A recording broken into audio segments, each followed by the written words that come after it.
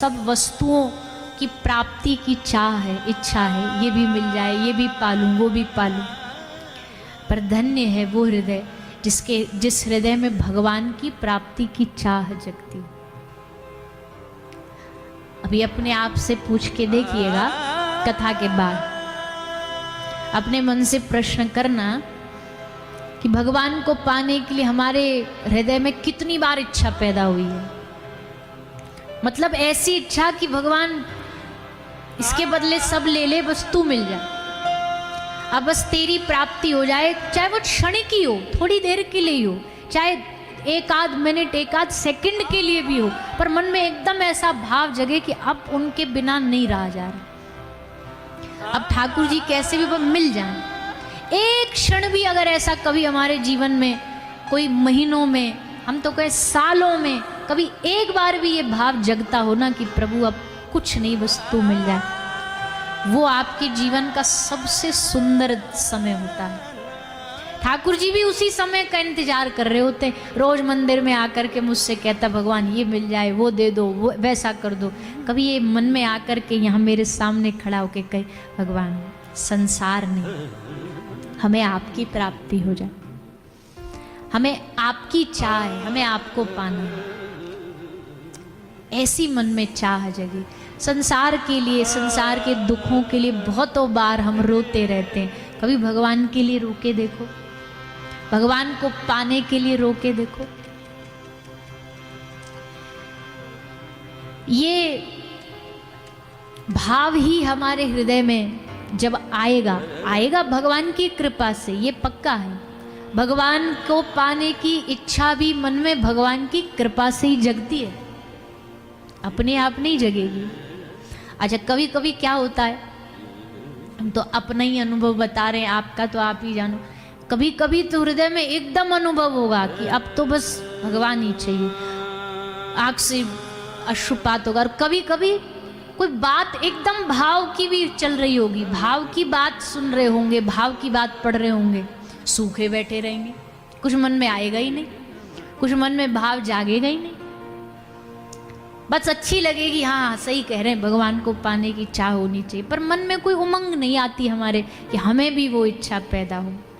पर कभी कभी भगवत कृपा से, गुरु कृपा से ऐसा अनुभव होता है जीवन में कि तब चाह जगती है कि भगवान कैसे मिल जाए, क्या करने से मिल जाए।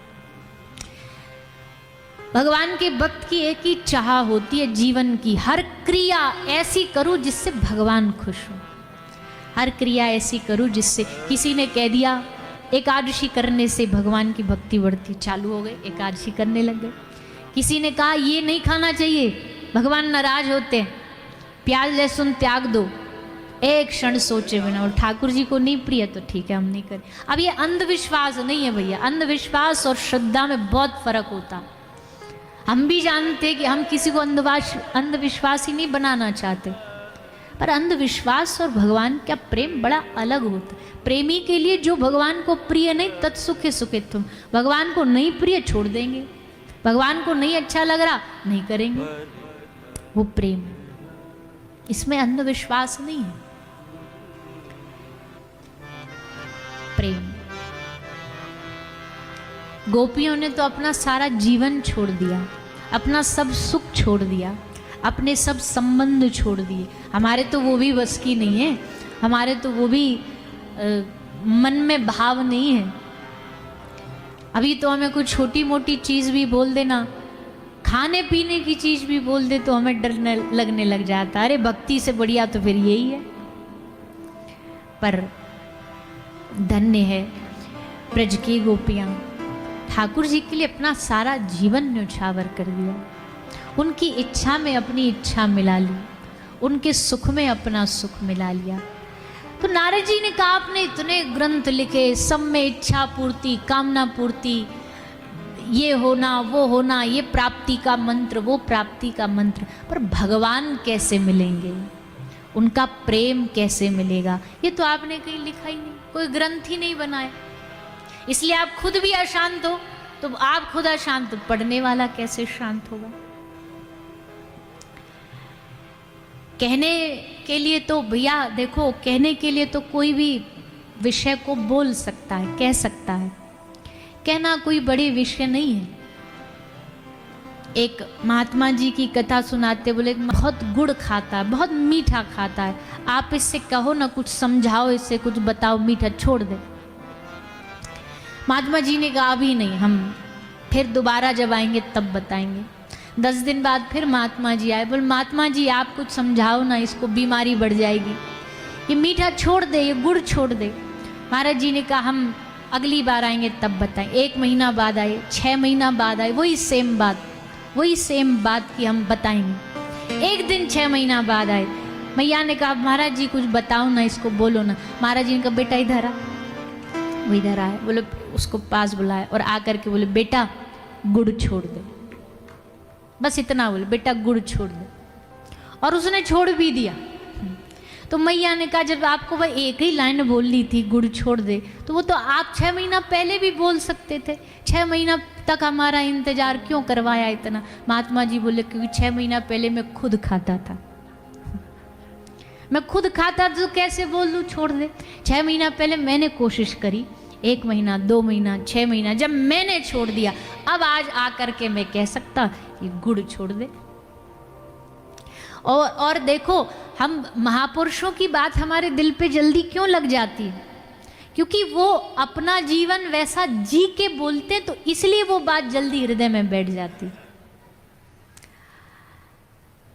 इसलिए श्री नारद जी कहते, व्यास जी अभी आपको स्वयं पहले प्रेमा भक्ति का अनुभव करना पड़ेगा, और तब उस प्रेम भक्ति को अपनी रचना में लिखो, तब लोग सुनेंगे, पढ़ेंगे और उनके जीवन में भी प्रेमा भक्ति आएगी।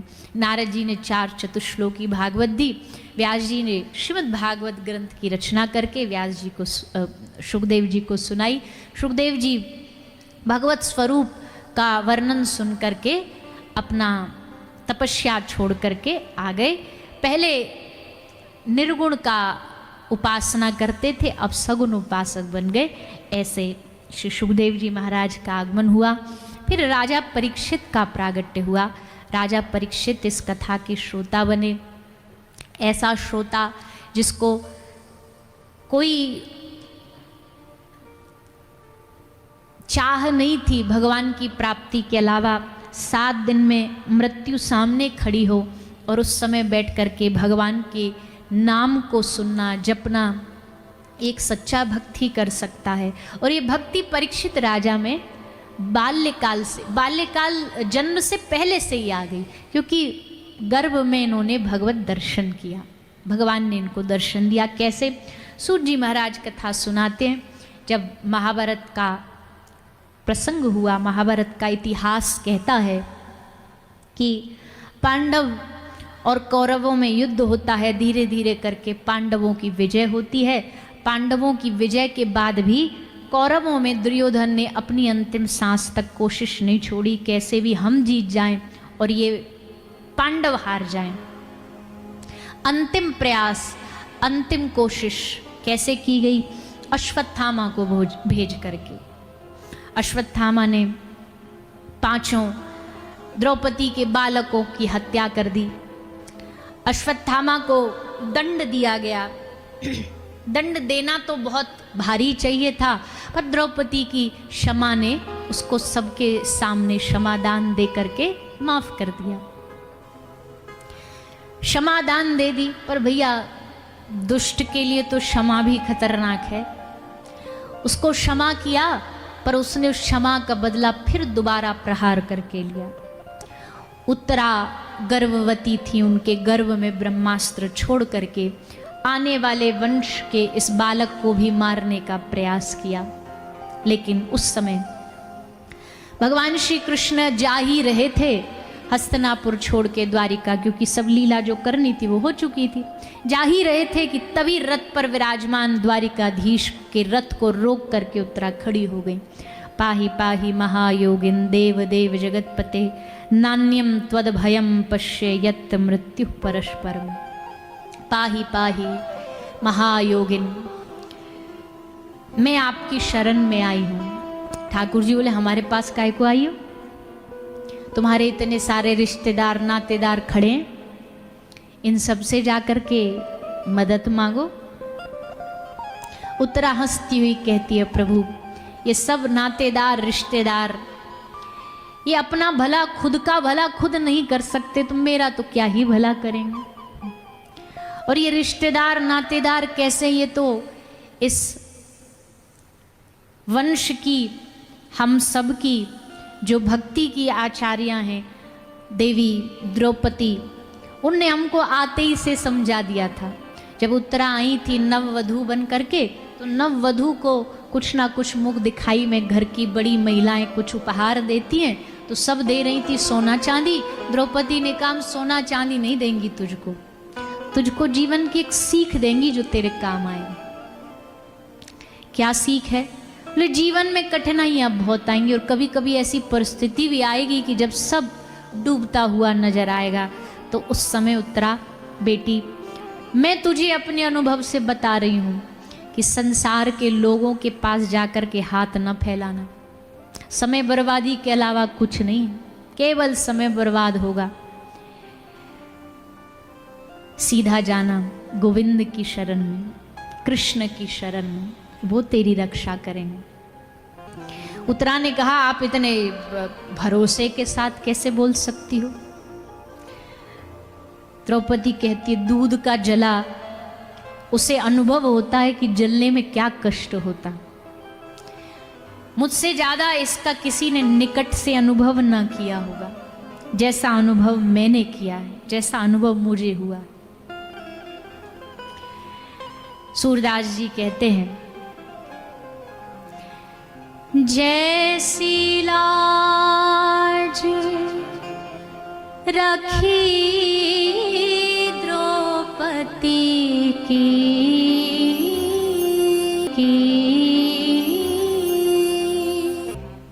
जैसी लाज रखी द्रौपदी की, होन न दीन उघारी। खेचत खेचत दो भुज थाके, और दो भुज भी किसके थक गए? दुशासन। कितनी ताकत थी? 10,000 हाथियों में जितनी ताकत होती है उतनी ताकत इसकी भुजाओं में थी, पर खेचत खेचत दो भुज थाके, पर चीर बढ़ायो मुरारी। ठाकुर जी ने आकर के चीर बढ़ा दी, ठाकुर जी ने आकर के उनकी लाज। इसलिए सूरदास जी कहते आपने द्रौपदी की लाज रखी, आपने अर्जुन की लाज रखी, आपने पितामह भीष्म की लाज रखी, तो सूरदास की लाज रखो प्रभु। अब को है रखवारी, हमारी रक्षा करने कोई और थोड़ी ना आएगा। जब आपने इतिहास में, अब भैया जो जिसके लिए जाना जाता वही काम वो ना करे। इतिहास में आप इसलिए जाने गए हो कि आप भक्त वत्सल हो, आप सबके रखवाले हो, और आप ही हमें ऐसे छोड़ दो अकेला, तो फिर हमारी रक्षा कौन करेगा? अब को है रखवारी, राधे राधे श्रीधर प्यारो, श्री वृषभान दुलारी। शरण में आयो तिहारी, हम आपकी शरण में आए हैं, हे नाथ कृपा करो। तो भैया श्री द्रौपदी जी ने उत्तरा को पहले ही समझा बुझा के बढ़िया तैयार कर दिया था कि आपत्ति विपत्ति कुछ भी जीवन की घटना ऐसी घटे तो द्वारिकाधीश के पास सीधा डायरेक्ट पहुंच जाना, कहीं इधर उधर भटकना नहीं। तो उत्तरा आज द्वारिकाधीश की शरण में आई। ठाकुर जी गर्भ में जाते परीक्षित राजा की रक्षा करके उनको प्राण का संचार करते हैं। जो अश्वत्थामा के अस्त्र से मारे जा चुके थे, भगवान ने जाकर के उनको पुनः जीवन प्रदान किया। फिर प्रभु पितामह भीष्म पर कृपा करते, ये भी सुंदर प्रसंग है। पितामह भीष्म के पास सब पांडव पधारे, श्री पितामह ने खूब सारा सुंदर उपदेश दिया। राजा का धर्म क्या है, स्त्री का धर्म क्या है, ये सब धर्मों के विषय में बताया। वहीं भगवान का मिलन हुआ और भगवान की स्तुति करते हुए, भगवान की वंदना करते हुए पितामह अपने जीवन को भगवान के चरणों में समर्पित कर देते। ऐसे पितामह पर ठाकुर जी ने अपनी कृपा करी। इसके बाद भगवान की अब सब लीला हस्तिनापुर में पूरी हो गई, तो भगवान द्वारिका आ गए। अब हमारे यहाँ कुछ काम नहीं। अर्जुन बोले हम आपको संग छोड़ने चलेंगे। युधिष्ठिर महाराज ने कहा जा तो रहे हो, पर जल्दी आ जाना। बोला हाँ चिंता ना करो, हम जल्दी आ जाएंगे। कह करके पितामह अर्जुन भगवान के साथ चले गए छोड़ने के लिए थे, पर वहाँ भगवान के साथ कब समय बीत गया, महीनों बीत गए, पता न लगा। और अंत में फिर जब प्रभु धाम चले गए, लीला विश्राम करके, कलयुग आ गया।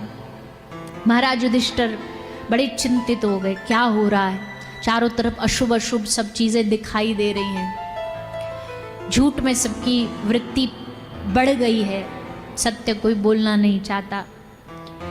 ऐसे धीरे धीरे भाव जब बढ़ते देखे तो समझ गए कि कुछ गड़बड़ है। इतने में अर्जुन आए, रोते हुए, आंख में अश्रु है। क्या हुआ, क्यों रो रहे हो? अर्जुन ने बताया, हम सबके प्राण, हम सबके जीवन, हमारे आराध्य भगवान द्वारिकाधीश पृथ्वी को छोड़ करके चले गए हैं अपने धाम। ये बात सुनी कुंती माता वहीं छुप करके सुन रही थी। सुना प्रभु चले गए, प्राण निकल गए तुरंत। अब मेरे जीने का क्या लाभ, प्रभु ही नहीं तो प्राण चले गए। पांचों पांडवों ने भी सोचा भगवान न रहे तो अब हम इस सुख का क्या करें, इस राज्य का क्या करें। हम जिस राज्य के लिए जीवन भर लड़े, अब जब वो हमारे पास आया तो अब हमारा जो जीवन है प्रभु वही हमारे साथ नहीं, अब इस सुख को हमें भोगना नहीं, अब हम भी जंगल में जाएंगे, भजन करेंगे। और सब त्याग करके पांचों पांडव द्रौपदी निकल पड़े जंगल में। स्वर्गारोहण बद्री विशाल उत्तराखंड की ओर गए और वहीं एक एक करके सब पांडव भगवत धाम को चले गए। महाराज युधिष्ठिर स्वयं धर्मराज हैं, धर्म स्वयं उन्हें लेने आते हैं और सशरीर श्री धर्मराज भगवान के धाम जाते हैं। इस प्रकार सब पांडवों का प्रयाण होता है। फिर भगवान के जाने के बाद कलयुग का आरंभ। कलयुग के आरंभ में जैसे ही कलयुग ने अपने लक्षण दिखाए, राजा परीक्षित ने कलयुग को चेतावनी दी, हिम्मत है तो सामने, पीछे से वार क्यों करता है, छुप के वार क्यों करता है, हिम्मत है तो सामने आ। एक दिन कलयुग सामने आ ही गया। और कैसे आया, जो राज्य में गौमाता थी उनको मारता हुआ, कष्ट देता हुआ सामने आया। राजा परीक्षित समझ गए यही कलयुग है, यही कलिकाल है। क्योंकि भैया जहां शुभ होता है वहां भगवान का और भगवान के जनों का आदर होता है, और जहां अशुभ होता है वहां भगवान का और भगवान के जनों का अपमान होता है।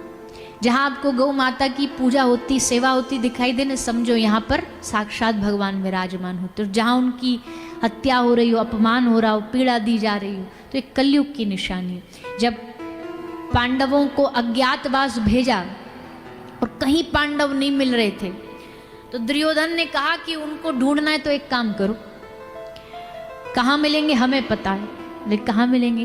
बोले जहाँ तुमको ज़्यादा संख्या में गाय मिल रही हूँ, बहुत गाय घूम रही हूँ, समझ लेना वहीं पांडव कहीं ना कहीं छुपे बैठे। क्योंकि जहाँ गाय होंगी मतलब यहाँ कोई अच्छे लोगों का निवास है, यहाँ कोई भगवान के जनों का निवास।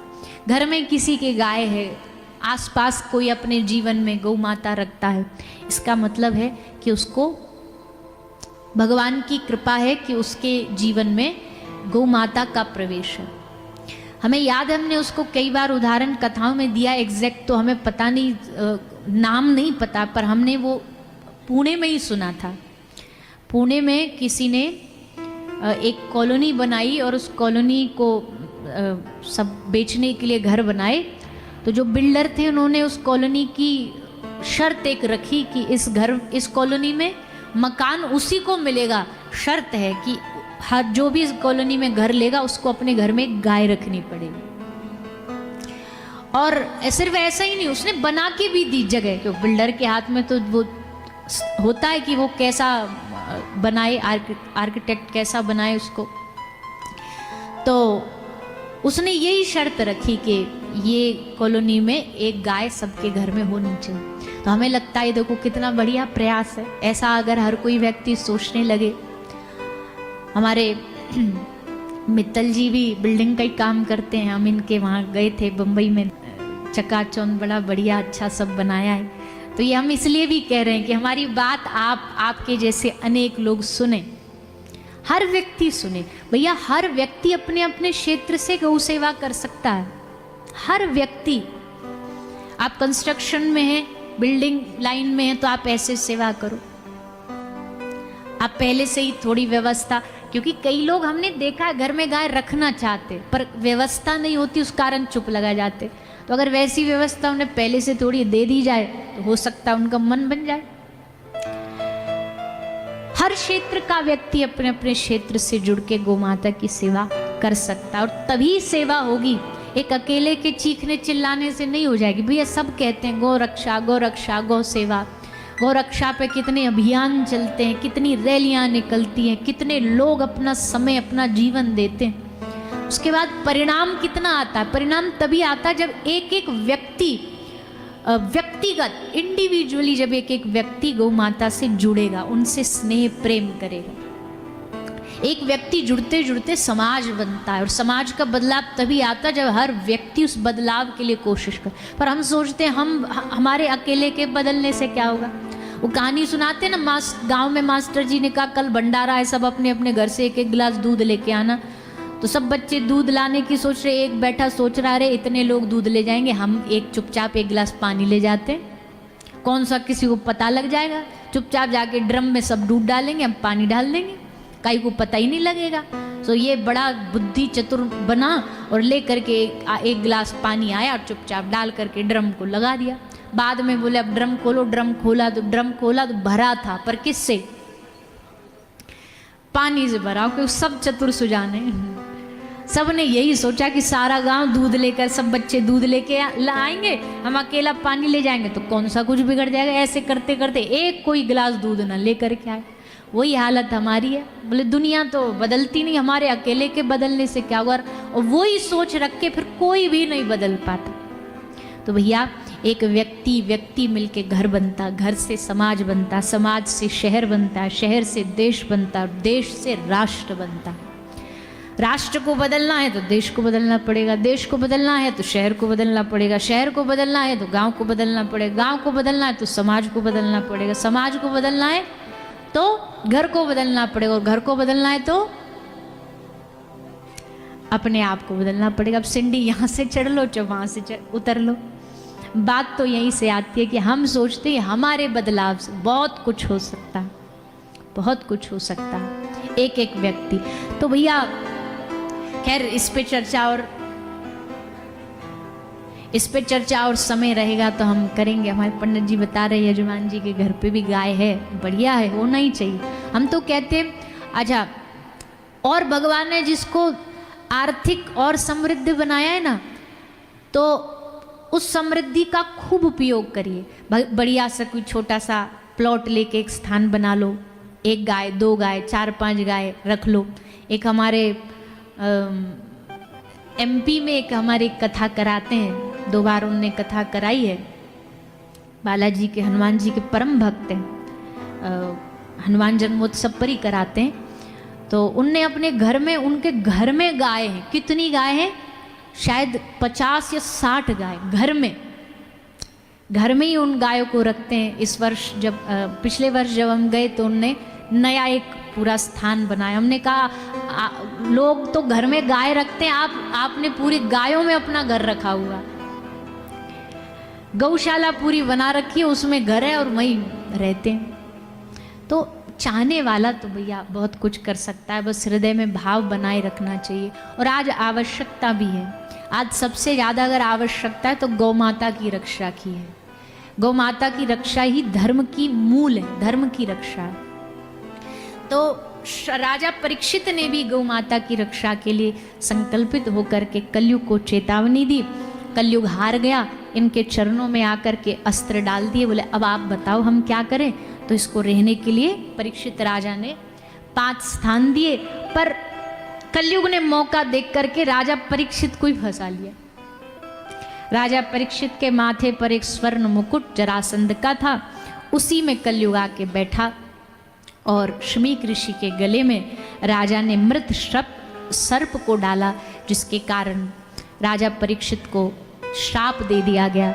जैसे तुमने आज एक संत का अपमान करके गले में मृत इस सर्प को डाला है, तुमको भी एक तक्षक नाग का सर्प आके आज से 7वें दिन आएगा, डसेगा और तुम्हारी मृत्यु हो जाएगी। इससे बड़ा दुख क्या हो सकता है किसी के जीवन में कि जब 7वें दिन उसकी मृत्यु निश्चित हो और समग्र विश्व का जो राजा हो, सम्राट हो।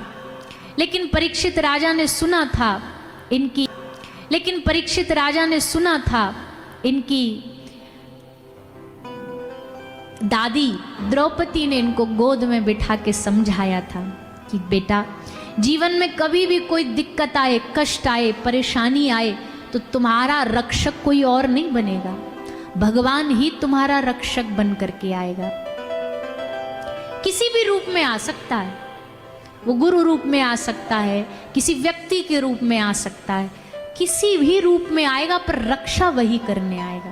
तुम बस उसे पहचान लेना, पहचानने में न चूकना, क्योंकि पहचानने में ही चूक जाते। एक व्यक्ति कहता है कि मैं गांव में बाढ़ आई तो जल में डूबने लगा, सब कह रहे हैं भैया तू आजा, तुझे हम बचा लेते। बोलता ना, मुझे तो भगवान पे भरोसा है, हमने सुना है कथाओं में भगवान आके बचाते, वो ही आएंगे बचाने, हम तो तभी जाएंगे।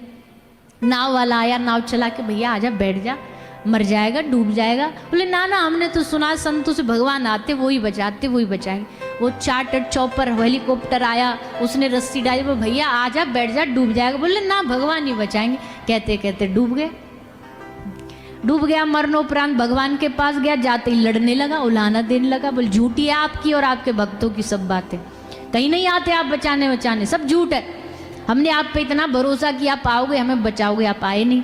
ठाकुर जी बोले अरे बाप रे, वो नाव और वो हेलीकॉप्टर वो क्या तेरे पिताजी ने भेजी थी? अब तू ये तो हमसे आशा करता है कि हम अपना आइडेंटिटी कार्ड लेकर के, सर्टिफिकेट लेके आके तुझे दिखाएंगे, ले हम भगवान है तभी मानेगा। हमारे अनेक रूप हैं, हम किसी भी रूप में आ सकते हैं, हम ड्राइवर के रूप में आ सकते हैं, हम किसी पशु जीव के रूप में आ सकते। कभी कभी नहीं होता, गाड़ी कोई टक्कर होने वाली, फिर कोई ऐसा सामने जीव पशु आ गया जिसके कारण बच गए हम, तो क्या फिर मन में आता है? भगवान ही आ गए साक्षात। तो वो तो भगवान किसी भी रूप में बचाते हैं। तो ऐसे ही राजा परीक्षित को भरोसा था कि भगवान हमें बचाएंगे, भगवान हमारी रक्षा करें। भगवान ने रक्षा करी, सुखदेव जी के रूप में आए। भागवत जी में लिखा है साक्षात नंद नंदन ही सुखदेव बन करके आए। परीक्षित राजा ने सुखदेव जी को नंद नंदन बोल के प्रणाम किया कि साक्षात मेरे लिए तो कृष्ण ही आए, गर्भ में उनने बचाया, आज आप उनके रूप में मुझे बचाने आए। ऐसे सुखदेव और राजा परीक्षित का मिलन होता है और फिर कथा की दिव्य रसमयी सुखदेव जी की वाणी में धारा बहती है, जिसको राजा परीक्षित श्रवण करके अपने 7 दिन में भगवत प्राप्ति का रास्ता प्राप्त कर लेते हैं। आप हम सब भी उसी मार्ग पर चल रहे हैं, उसी रास्ते पर चल रहे हैं, उसी प्रयास में है कि किसी भी प्रकार हम इस कथा को सुन करके हमारा जन्म, हमारा मरण, दोनों का कल्याण हो, दोनों के लिए हमारा मार्ग प्रशस्त हो। ऐसी भावना रखते हुए हम इसी प्रकार इस कथा रस में डूबते हुए आगे भी इसका आनंद लेते रहेंगे।